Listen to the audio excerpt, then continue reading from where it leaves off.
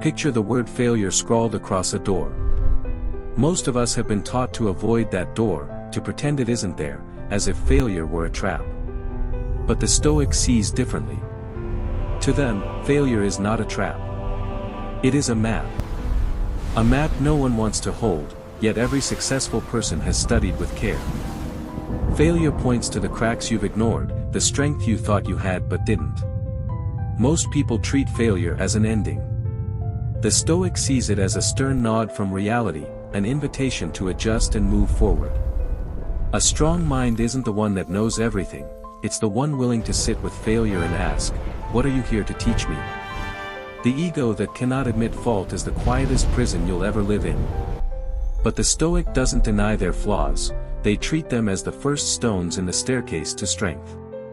Epictetus said, "Difficulties show men what they are." It's not success or applause that reveals character, it's failure, hardship, and loss that strip you bare.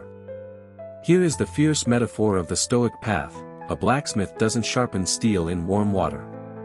He tempers it with fire, hammer, and anvil.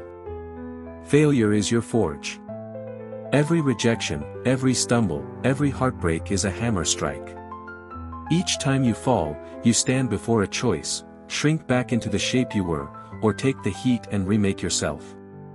Think of Sarah Blakely's father, who asked her every day as a child, "What did you fail at today?" He forced her to stop seeing failure as shame and start seeing it as proof she was reaching. When her idea was rejected dozens of times, she felt closer to a yes. The ultimate tragedy is not failure itself, but missing the chance to learn from it.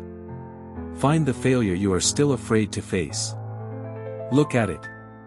Don't judge it. Learn from it. And the next time failure knocks, don't pretend you're not home. Open the door. Ask it calmly, "What are you here to teach me this time?" The journey into the fire is the only path to a mind forged in steel.